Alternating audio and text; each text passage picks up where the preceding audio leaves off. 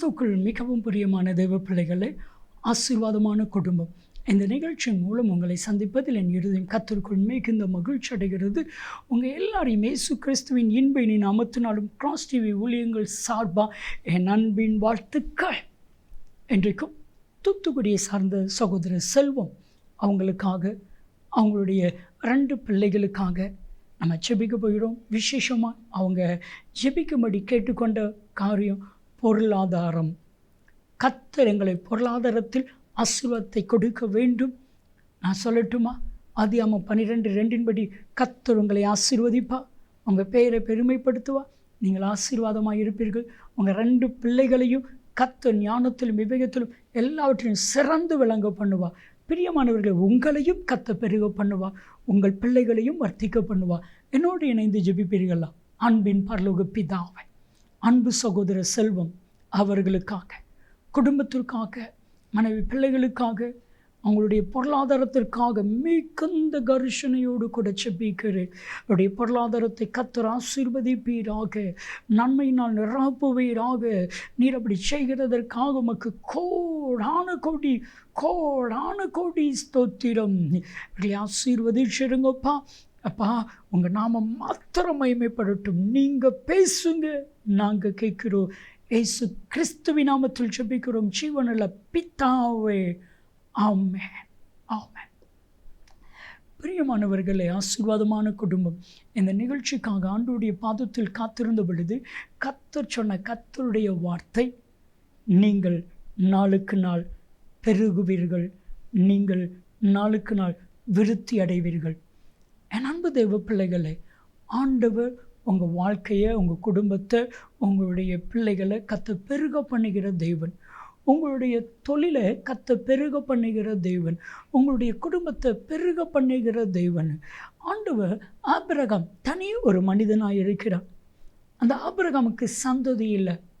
இப்போ ஆண்டவர் சொல்கிறாரு, நான் உன்னை பெருக பண்ணுவேன். அப்போ தான் ஆபிரகாம் கேட்குறேன், எனக்கு சந்ததியே இல்லை, எப்படி நான் பெருக பண்ண முடியும்?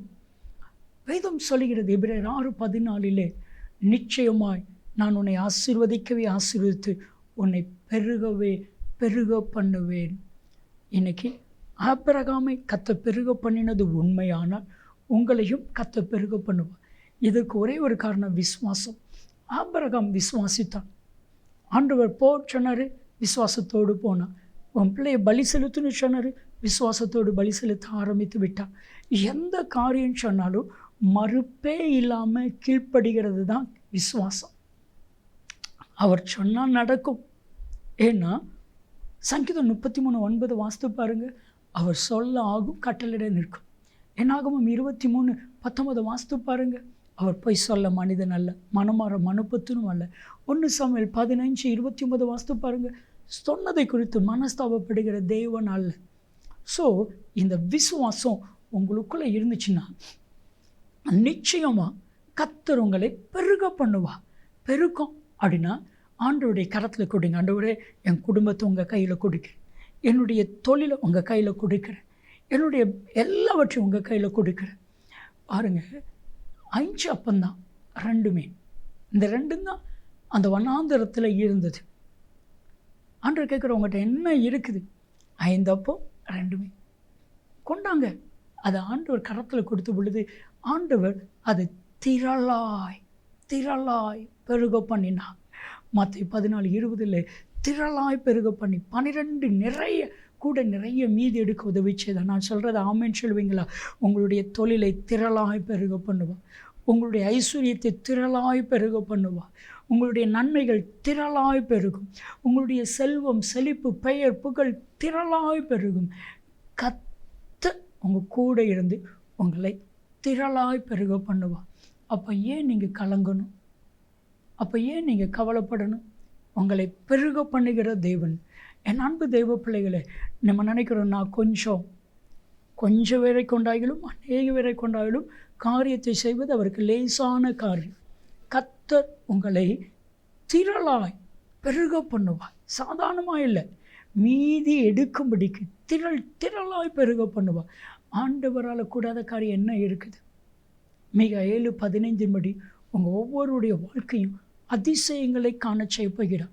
உங்கள் வாழ்க்கையில் நன்மைகள், கிருபைகள், செல்வங்கள், செழிப்பு, பெயர், புகழ், ஆஸ்தி, அந்தஸ்து அத்தனையும் திரளாய் பெருக பண்ணுவார். பாருங்க, ஆதியாகமம் 26வது அதிகாரத்தை நீங்கள் ஃபுல்லாக வாசித்து பார்த்தீங்கன்னா, ஈசாக்கு ரொம்ப நெருக்கப்படுகிறான். எல்லாரும் அவனை நெருக்கிறாங்க, கல்லறிகிறாங்க. ஸோ அவன் கூட வாக்குவாதம் பண்ணுறாங்க. அவனுடைய கிணற்ற மண்ணையும் கல்லையும் போட்டு தூத்திடுறாங்க. வாக்குவாதம் தான் நடக்குது. இன்னொரு இடத்துல குழியை தோண்டும் பொழுது அங்கே அழகான ஒரு நீரூற்று உருவாகிச்சு. இப்போ அவன் சொன்ன வார்த்தை என்ன தெரியுமா? ஆதியாகமம் 26வது அதிகாரம் 22 வசனம், கர்த்தர் தேசத்தில் என்னை பெருக பண்ணினா என்று ரகோபோத் என்று பெயரிட்டான். உங்கள் வாழ்க்கையில் ரகோபோத்தை இன்னைக்கு கர்த்தர் கட்டளையிடுகிறார். ஜெபிக்கலாமா? தகப்பனே, இன்றைக்கும் ஆசீர்வாதமான குடும்பம் இதை பார்த்துட்டு இருக்கிற ஒவ்வொருடைய வாழ்க்கையிலும் பெருக்கம் உண்டாகட்டும். நன்மைகள், கிருபைகள், செல்வங்கள், செழிப்புகள், பெயர், புகழ், ஆஸ்தி, குடும்பம், பிள்ளைகள் எல்லாரையும் பெருக பண்ணுவீராக. நீர் அப்படி செய்கிறதற்காக உமக்கு நன்றி. இயேசு கிறிஸ்துவின் நாமத்தில் ஜெபிக்கிறோம் ஜீவனில் பிதாவே, ஆமென், ஆமென். கர்த்தர் உங்களை திரளாய் பெருக பண்ணுவார். நன்மையும் கிருபையும் ஆசீர்வாதங்களும் நிச்சயமாய் உங்களை தொடரும். ஆமென், ஆமென்.